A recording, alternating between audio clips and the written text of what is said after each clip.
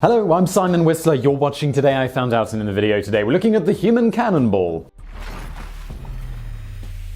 Whenever there is a list released of the world's most dangerous jobs, tree loggers, steelworkers, electrical power line installers, and fishermen usually are the professions that populate said list. But none of those things are nearly as dangerous as being propelled out of a long cylindrical tube, flown through the air completely untethered, and attempting to land safely on the ground. As you'll soon see when the Bureau of Labor Statistics recently listed logging as the most dangerous job in America at 127.8 deaths per 100,000, well, let us just say that that's laughably safe compared to the death rates of the human cannonballers. The human cannonball first entered the public consciousness in the late 19th century. In 1871, an Englishman named George Farini developed a mechanism that he called a projector. Made out of springs and heavy rubber, it was simply a platform with springs. It looked nothing like a cannon, but when released, it shot a person or whatever was on the platform forward. He applied and received a patent on his contraption on June 13, 1871. 2 years later, in 1873, the projector made its first appearance to the American public. It's unknown when or if he showed it to an English audience. This demonstration took place at the well-known Broadway Theatre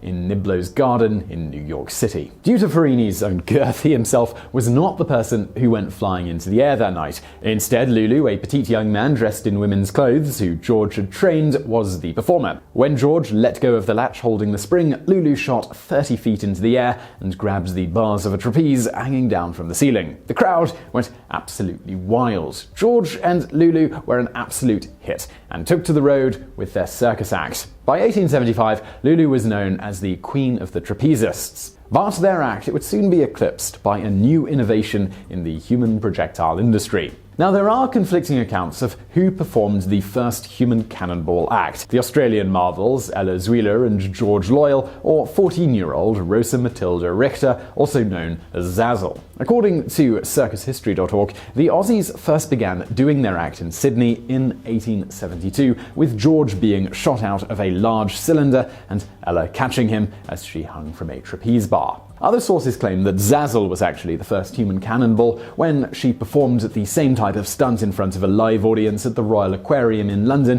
in 1877. She would later be recruited and become part of P.T. Barnum's show. But of course, if the dates are to be believed, Zazzle appears to have been second, contrary to many reports. Either way, the human cannonball thrilled audiences. The danger, the excitement, and the bravery grabbed the attention of everyone watching. The best circuses of the time, including P.T. Barnum's and Yankee Robinson's Circus, where Zweiller and Loyal eventually performed their act in America, saw this and knew it had to become a staple of their shows. The mechanics of shooting a human from a cannon are actually not very complicated. In fact, the so-called cannon is technically not a cannon at all. Gunpowder, commonly found in normal cannons, has historically never been the impetus for the human cannonball act. Though it should be noted sometimes that for dramatic effect, gunpowder is used on the outside to give it more visual intrigue. Instead, compressed air, or less often bungee cords, are used to shoot off the living projectile. Like any act, secretive performers are often hesitant to reveal the exact science behind their own mechanism,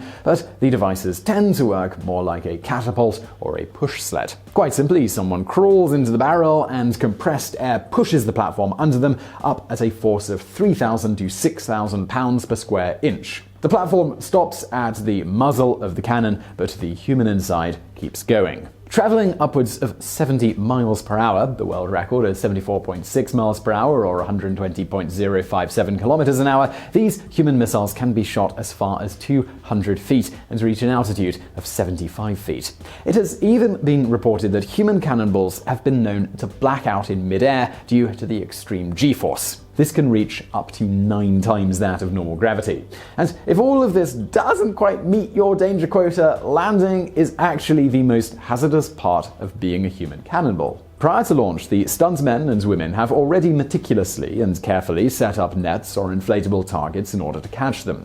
Despite these targets measuring usually around 50 by 25 feet, they are still frighteningly small to a person who is flying at 200 feet through the air. Long before audience members have arrived, crews test these targets by placing stuffed dummies, the same weight as their human counterpart, into the cannon and shooting them off to see where they land and if the target can hold them. Depending on the results of this, they will adjust them accordingly, and if all tests go well, the act proceeds as usual. If not, performers will cancel their performance. Unfortunately, it's when the tests don't reveal a potential flaw, or when a performer doesn't cancel despite uncertainty, that a tragedy happens.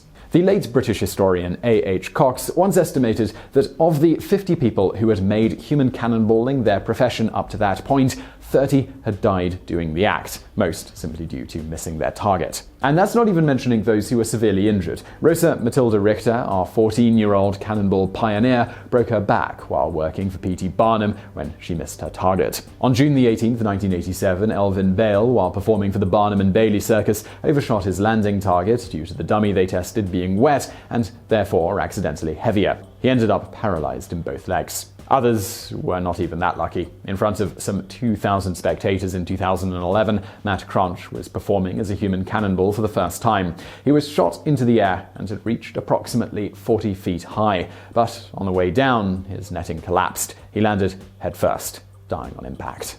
Despite the dangers, there have been plenty of successful and famous human cannonballs, and often it was a family affair. The Zucchini family, usually working under a contract with the Ringling Circus, became the name in human cannonballing for most of the 20th century.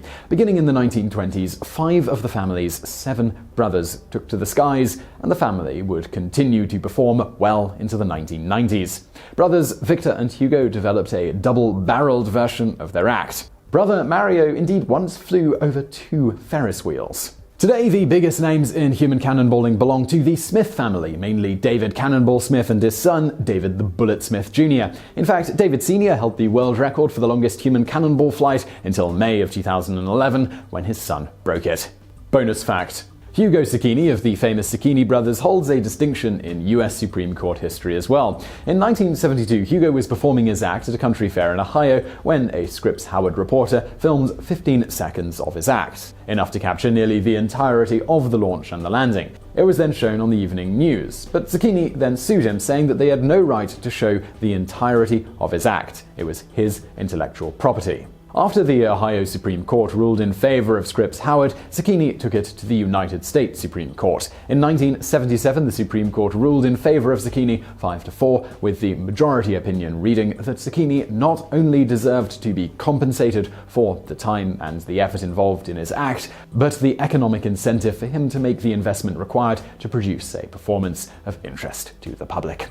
So I really hope you found that video interesting. If you did, please do hit that thumbs up button below, and don't forget to subscribe. Brand new videos just like this every day of the week. Also over there on the right, some videos from the archives that you might enjoy if you enjoyed this one. And as always, thank you for watching.